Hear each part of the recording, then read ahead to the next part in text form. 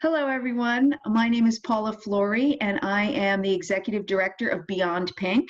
Beyond Pink is a 501c3 nonprofit located in New Jersey, and we provide free programs and services for breast cancer survivors, fighters, and thrivers. We create an inclusive community in a non-clinical environment and really give women whatever it is they may need when they're going through the challenges of breast cancer. A large part of our mission is outreach and education, which is part of the reason why we're here today. I wanted to address some of the questions and concerns that I have been hearing from some of the women who are members of Beyond Pink about mammography and how that is going to be affected by COVID-19. So I'm joined here today by Dr. Christopher Ananian, and I'm going to read to you some of his amazing credentials. So Dr. Ananian is a diagnostic radiologist and breast imaging specialist with Princeton Radiology.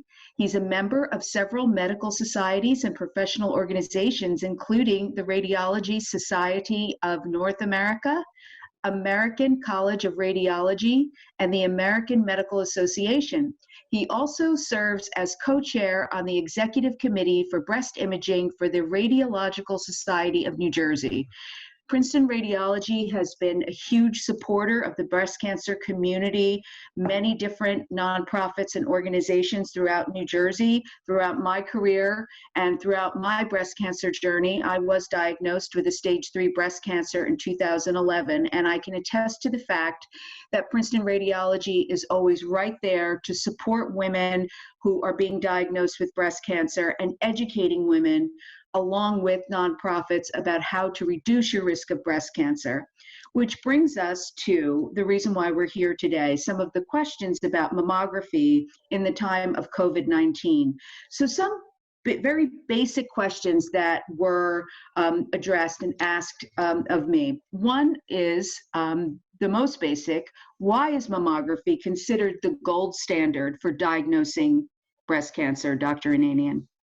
Thank you for having me. So to start off with, mammography is the gold standard because it is able to look at the entire breast in one image. So what we typically will do is we'll take two images from top and from the side, and it gives us an overview of the architecture of the breast, any abnormalities that are located in the breast. It allows us to look for any masses, more specifically any small calcifications, which can oftentimes be an early indicator for cancers. So mammography is by far and away the easiest way for us to get a global picture of what the breast looks like.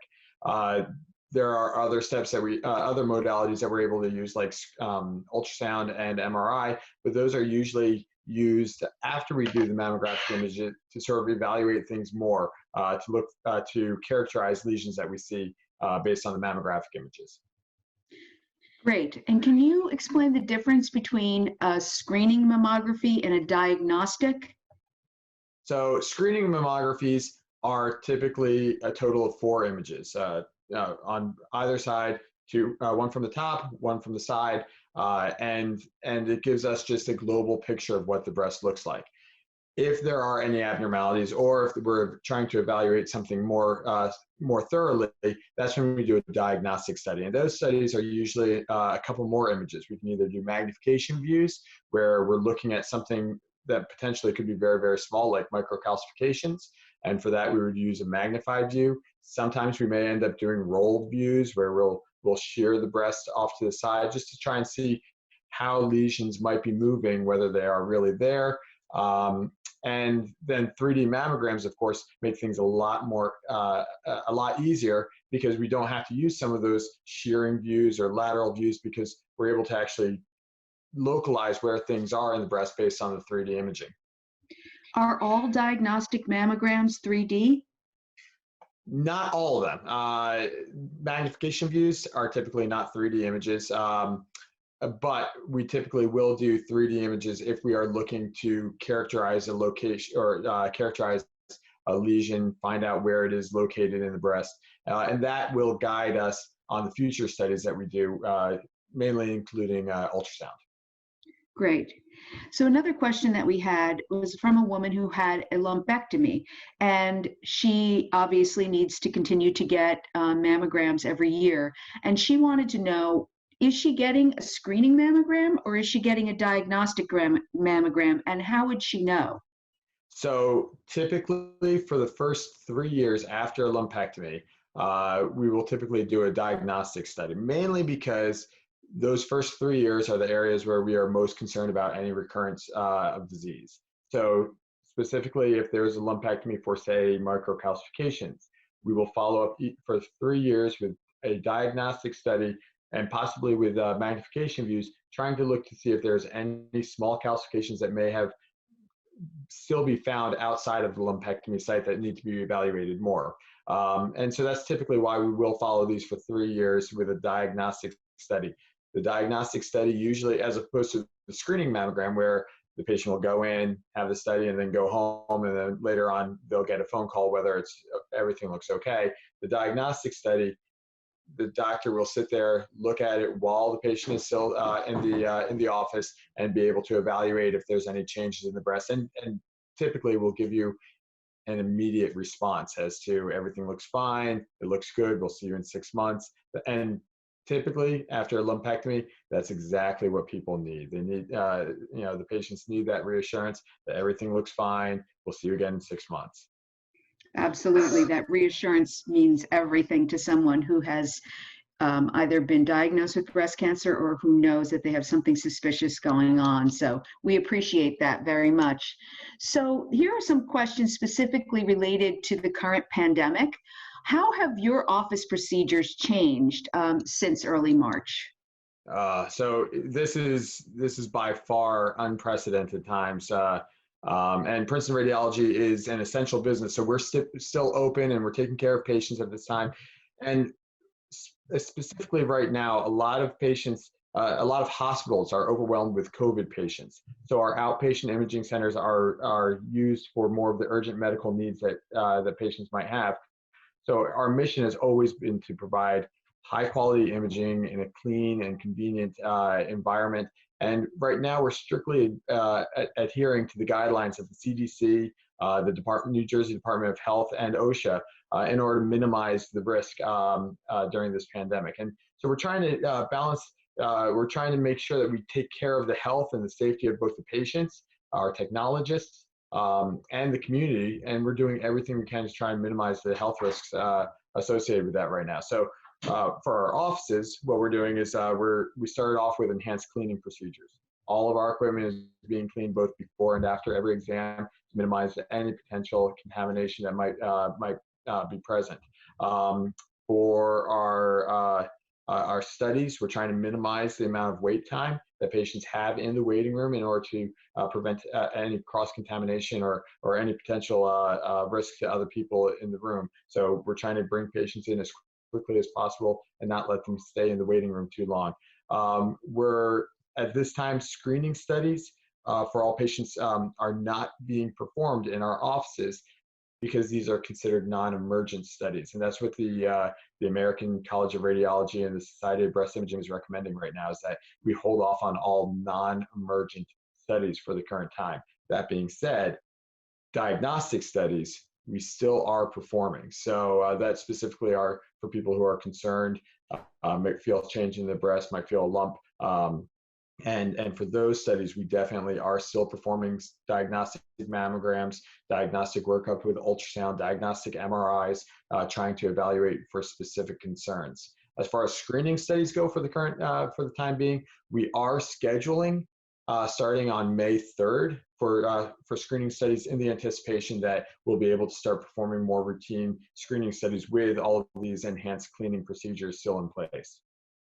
That's great news. I was hearing a lot of anxiety from many women about how long they were going to have to wait, even though we know that waiting just a couple of weeks for a screening study is probably not the end of the world. It still, for some people, just provokes a lot of anxiety. So hearing that May 3rd date lets people see the light at the end of the tunnel. Exactly. So thank you for that. Are you still going ahead with stereotactic biopsies and other biopsies? So yeah, so if we're working up on, again, if there's something that we were concerned by a diagnostic evaluation, we are still doing diagnostic procedures. So we'll still do biopsies, ultrasound guided biopsies. We're still doing stereotactic biopsies where needed. But for right now, we're holding off on all screening non-essential studies. So I sort of want to stress that there's a lot of anxiety surrounding breast imaging, a lot of anxiety for patients who have to wait for a screening study. However, sometimes waiting might not be the best option, especially if they start to notice a change in their breast, whether it's a puckering, a discoloration on the skin, a lump, or tenderness even. So if any of that happens, it's always better to get it evaluated sooner rather than waiting. And in this case, it might be better to have it evaluated now rather than waiting a month or two before we can start doing screening studies. Which goes back to the importance also, in addition, obviously, to being screened with mammography, to doing your self-exam and knowing your own body and your own breast. Because if a woman does see or feel something that is new or different for her, she should, as I'm hearing you say this, be encouraged to reach out to her doctor and let the doctor know that there has been a change, so it can be addressed sooner rather than later. So that's great advice. So I think I also heard you answer this question, but it did come up that a woman is newly diagnosed and has a series of studies coming up in her diagnosis phase, a CAT scan, an MRI. Will those be put off even though she's already been diagnosed with breast cancer, or will those studies go ahead prior to her surgical intervention?